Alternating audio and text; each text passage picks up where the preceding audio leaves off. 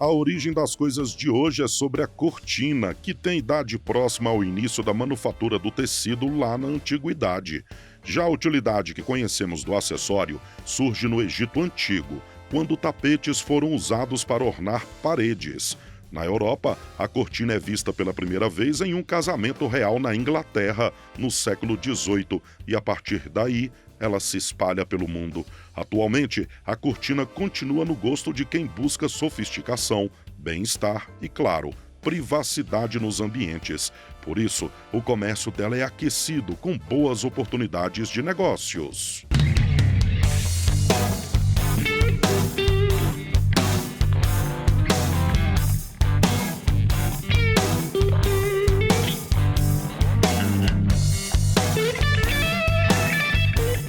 Me chamo Juliana Rangel, eu sou engenheira têxtil e professora do Instituto Federal de Brasília na área de vestuário. A gente pode dizer que os tecidos são os principais materiais utilizados. Obviamente a gente tem as linhas, temos os outros aviamentos, mas o material principal utilizado na produção de cortinas é o tecido. Nós, engenheiros têxteis, nós temos a competência de pensar no fluxo produtivo de formação desse tecido. E nesse fluxo produtivo, existem vários outros processos, né, que compõem essa cadeia, que ela é extensa. Então, esse engenheiro têxtil, ele tem que pensar, quando chega uma demanda para a indústria têxtil, ela tem que preencher alguns requisitos, algumas perguntas têm que ser feitas. Então, esse fio que vai fazer esse tecido, que vai produzir esse tecido vai ser utilizado em que produto? Qual é a finalidade desse produto?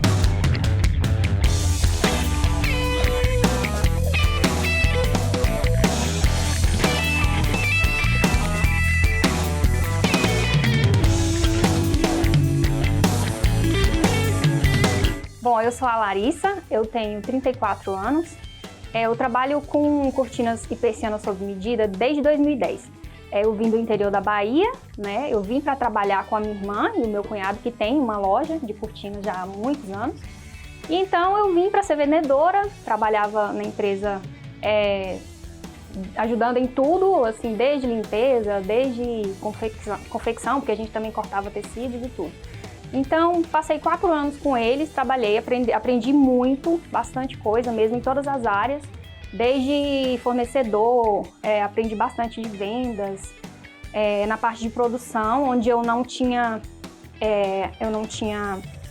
lidava diretamente com a produção, mas eu via como fazia, então eu sabia como produzia, porém eu não tinha prática. Isso eu vim aprender depois que eu montei a loja. E fiquei 4 anos com eles, depois saí pelo motivo que eu queria estudar para concurso. Eu precisava crescer na vida, era um sonho. Então, eu decidi sair e ficar só estudando para concurso por um tempo. E aí, depois de uns 4 meses, mais ou menos, só estudando, eu tive a oportunidade, né? Minha sogra me convidou para eu poder abrir uma empresa. Essa empresa do qual é a que estamos hoje. A princípio, né, foi uma loja situada em Águas Claras, né, no Distrito Federal, em Águas Claras, e era um ponto menor, um ponto bem pequeno, onde a gente ficou mais ou menos por cerca de uns 5 anos. E aí, de lá para cá, surgiu a pandemia e com a pandemia tudo mudou, né? Volume de vendas mudou, mudou tudo, a pandemia mudou tudo. E depois que a gente passou por esse período difícil, a loja teve que ficar fechada por algum tempo, como todos, vários comércios, né, tiveram que fechar. Então a gente viu que mesmo com esse período difícil, mesmo a gente passando por esse momento de portas fechadas, a gente continuou vendendo, porque as pessoas nos procuravam, principalmente por estarem em um ambiente mais residencial, mais em casa. Muitas varandas viraram escritórios e por esse motivo as pessoas precisavam mais de conforto nas suas residências. E aí foi onde a gente cresceu um pouco o volume de vendas e passamos por todo esse período de pandemia vendendo um pouco mais, um pouco acima do que a gente vendia antes.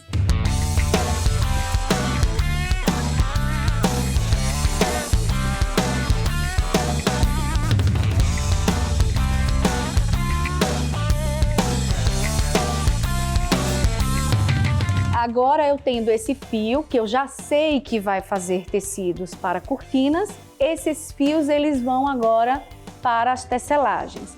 Lá nas tecelagens, eu também vou fazer a escolha desses teares, né, que são as máquinas que vão tecer, exatamente com características agregando, porque a agregação de valor e de características da cortina, ela se inicia desde a escolha da matéria-prima fibrosa, que são as fibras têxteis, né? Então, isso agrega-se ao processo da fiação, que são as espessuras, as torções, e nos tecidos eu também vou pensar na estrutura desse tecido. Então, eu vou querer, essa cortina ela vai ser uma cortina para ambientes em que, então, agora fazendo uma conexão com a arquitetura, com o mundo da decoração. Então, qual é o ambiente? Qual é o estilo desse ambiente? Qual é o perfil desse cliente e dessa casa, desse ambiente? Então, dependendo disso, o cliente ele vai escolher tecidos mais fluidos e mais transparentes, e dependendo também do ambiente ou do perfil desse cliente, eu vou escolher tecidos com a estrutura, né? Tecidos mais armados. O que é que tem que ter na cortina, né? Quando eu coloco uma cortina na minha casa, seja ela na minha sala, seja ela na cozinha, seja ela no meu quarto, seja ela no meu escritório, o que é que eu espero desse produto? Eu espero que essa cortina, ela dê um conforto a esse ambiente, que ela tenha ali o isolamento térmico e acústico muitas vezes, que ela traga beleza a esse ambiente, né? Então, às vezes, se isso não for pensado desde a escolha da matéria-prima, eu vou fazer escolhas em que, se é uma cortina em que tem um contato direto com a luz solar, e se eu faço de material natural e sem um beneficiamento, sem uma proteção, então esse tecido ele pode se degradar muito mais rapidamente do que se fosse feito com um tecido de fibra sintética. Porque as fibras naturais, elas são biodegradáveis, né? Elas são mais suscetíveis à luz. Então, corantes que são utilizados para atingir esses tipos de tecido, que os naturais, por exemplo, eles se degradam, esses pigmentos, esses corantes, eles se degradam muito mais rapidamente do que os corantes que são utilizados para atingir as fibras sintéticas. Então, se tudo isso não for pensado, a escolha da matéria-prima, esse fluxo produtivo e a finalidade, né? Porque tudo isso é pensado para a finalidade. Então, se você disser que quer um tecido para fazer um vestido de festa, tudo isso tem que ser modificado. Eu não vou fazer exatamente igual como esse tecido que vai ser feito para a cortina.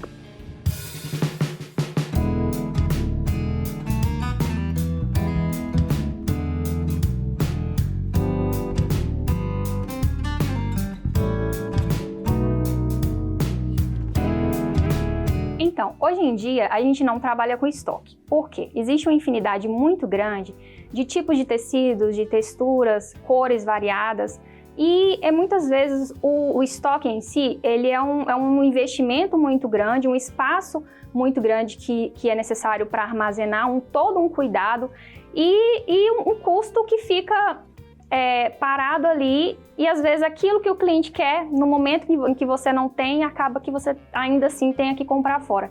Então, hoje em dia, a gente prioriza essa compra de acordo à demanda, por mais que às vezes acaba saindo um pouquinho mais caro, mas para a gente é mais viável do que ficar com esse dinheiro parado e às vezes, ainda assim, ter que comprar material fora, porque às vezes o que o cliente quer não é aquilo que a gente tem no momento. Então, Dona Maria, já está tudo finalizado, já preenchi seu pedido, com as especificações conforme nós combinamos, modelo de prega, tudo ok. Agora é só aguardar. Semana que vem, com certeza, a gente já faz sua instalação, tá bom? Eu entro em contato. Muito obrigada e tchau. Então, gente, a importância de montar o pedido bem elaborado, com as especificações bem claras, com endereço, nome completo, CPF e principalmente aquilo que o cliente escolheu. Por quê? Porque é a partir daqui que a gente vai levar todo esse pedido já montado para a produção e dali a gente começar a confeccionar essa cortina. As vendas são feitas basicamente da seguinte forma: a gente procura triar aquilo que o cliente precisa. Qual o tipo de ambiente que ele quer cobrir, qual o tipo de tecido que te agrada mais em relação à cor, textura. E tudo isso a gente procura orientar em relação ao qual tecido tem melhor caimento, qual textura que vai ficar melhor de acordo com aquele ambiente. Então, a gente mostra os tecidos para o cliente escolhendo, a gente vai fazer o orçamento montado de acordo com aquilo que ele escolheu, com a nossa orientação também.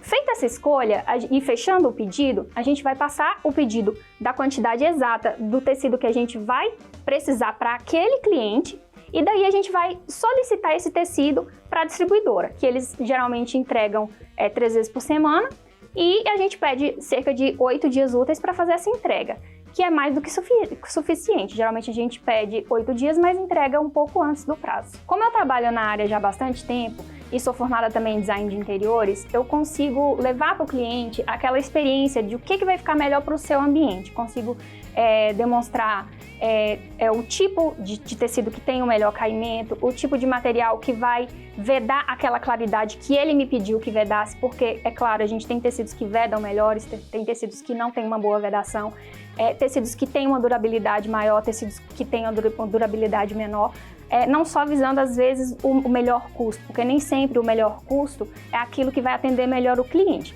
Então, a gente tem esse amplo conhecimento e a gente procura passar detalhadamente aquilo que vai ficar melhor para aquele cliente. É claro que a gente vai levar em consideração a sua característica, aquilo que ele precisa de verdade para ele.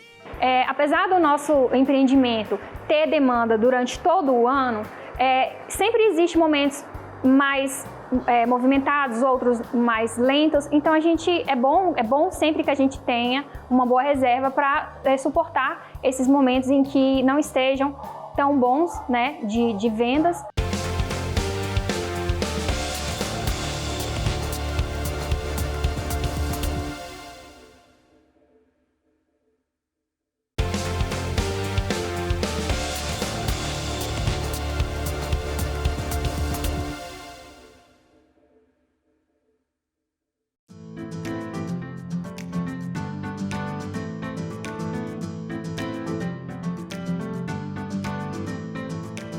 Os tecidos, ele é um material antes de Cristo, ele já existe desde a antiguidade,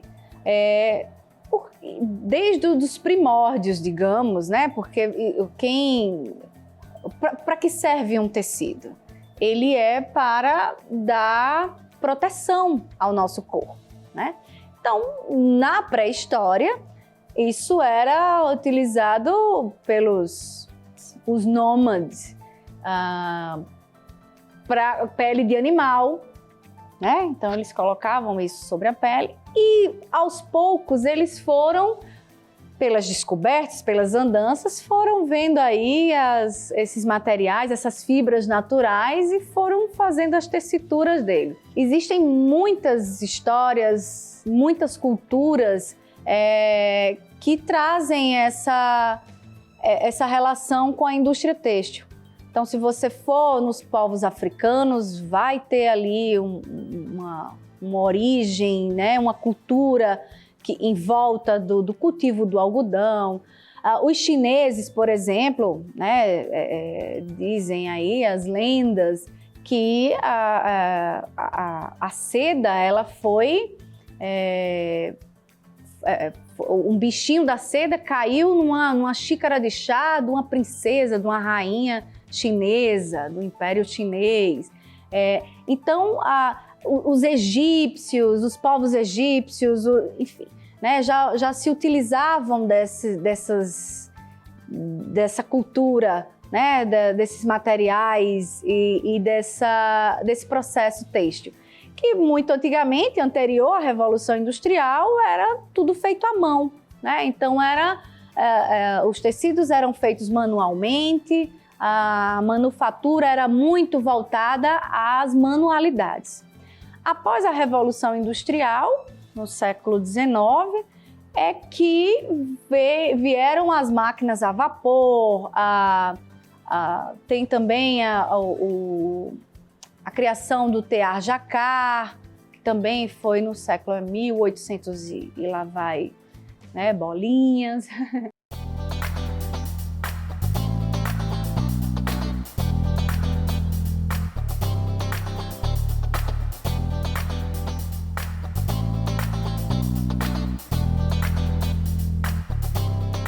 O pedido da Dona Maria, a gente vai precisar saber qual a medida da cortina dela, depois de pronta, que no caso aqui é 1,5 m, e a partir daí a gente vai calcular para saber qual a quantidade de tecido que eu vou usar para fazer essa cortina. Então, a gente pega a medida dela, da cortina dela, e multiplica por 3. Por exemplo, para 1,5 m, a gente vai usar 4,5 m do tecido. O forro já é um cálculo diferente, porque a quantidade de tecido que a gente usa para fazer o forro não tem franzimento, então é uma quantidade reduzida. Então, para 1,5 m de cortina, a gente multiplica por 1,30. Então, para cada metro de trilho, a gente coloca uma sobra de 30 centímetros para fazer essa folga, esse acabamento. Então, para 1,5 m de cortina, a gente vai usar 1,95 de blackout. Então tá aqui a quantidade certa que a gente vai precisar para montar essa cortina, agora é iniciar a produção. Nós também trabalhamos com persianas de variados modelos. Só que essa parte a gente terceiriza. Por quê? Porque geralmente para a produção de persiana é necessário um galpão, porque assim que ela for elaborada, ela precisa ser conferida a tamanhos abertos e às vezes exige um espaço bem amplo para poder conseguir abrir ela inteira, né, de forma que a gente consiga fazer na medida que o cliente precisa. Então essa parte a gente terceiriza. A logística da empresa é toda voltada de acordo com a demanda. Então eu tenho o ERI, que é o nosso instalador, e tenho uma costureira também, que os dois eles atuam conforme a demanda.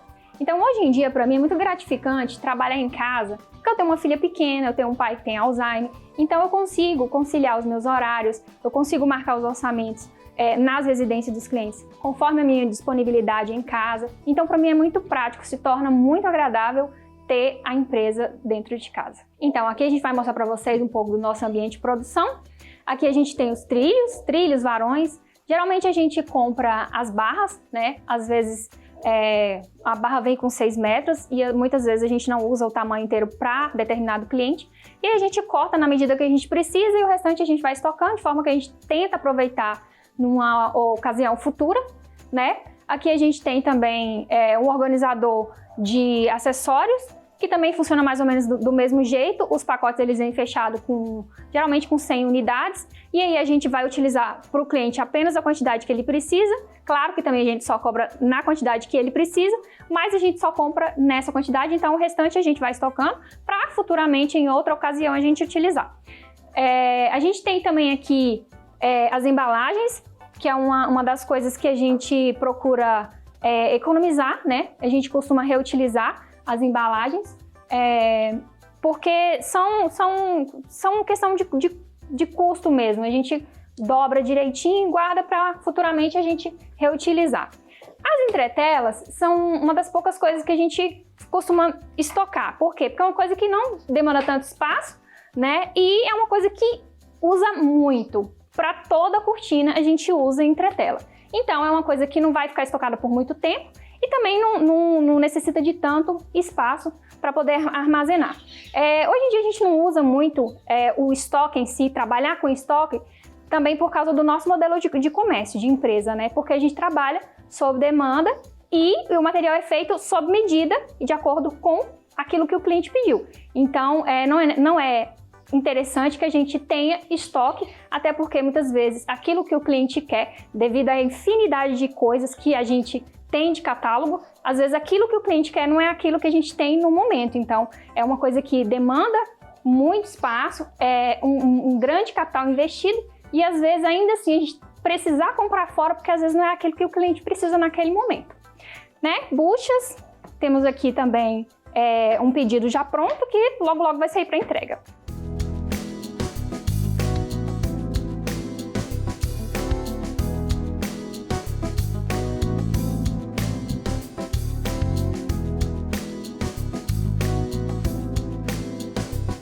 Então, um tecido de tantos metros de largura e tantos metros de comprimento durava aí alguns dias ou talvez meses.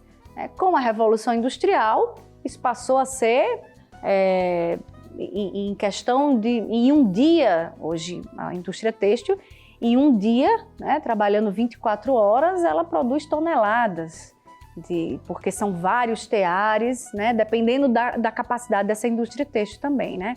Então, um mês de produção desse mesmo artigo são toneladas de tecido, né? Existem 3 tipos de tecido. Existem os 2 que são de fato feitos nos teares, que são os tecidos planos e os tecidos em malha.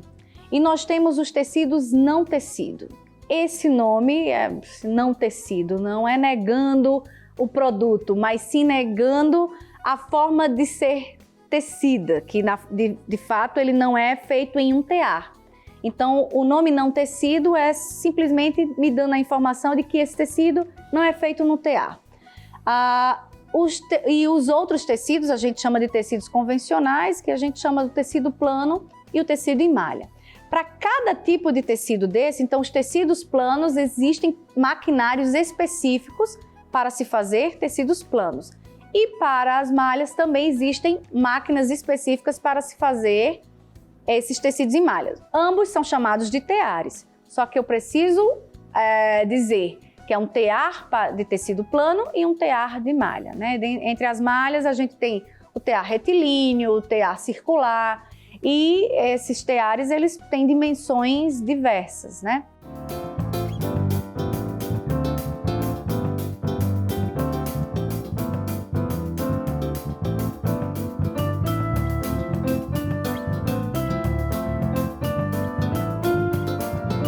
As entregas, elas obedecem uma ordem de pedido. Esse aqui da Dona Maria, a gente ainda tá com prazo para entregar. A gente vai entregar esse aqui amanhã, então a gente já vai carregar ele, porque esse daqui já tá no prazo para ser entregue.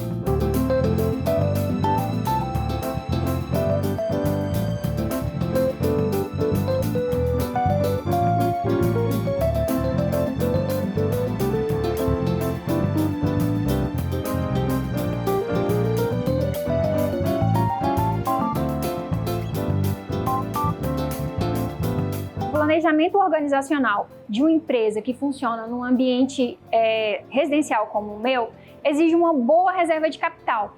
Isso visando a grande volatilidade do comércio de uma forma geral. Apesar do nosso empreendimento ter demanda durante todo o ano, sempre existem momentos mais movimentados, outros mais lentos. Então é bom sempre que a gente tenha uma boa reserva para suportar esses momentos em que não estejam tão bons, né, de vendas, e aí conseguir manter direitinho uma folha de pagamento, as despesas, os boletos, e também procurar não fazer grandes volumes de dívidas, né, para que não comprometa esse orçamento.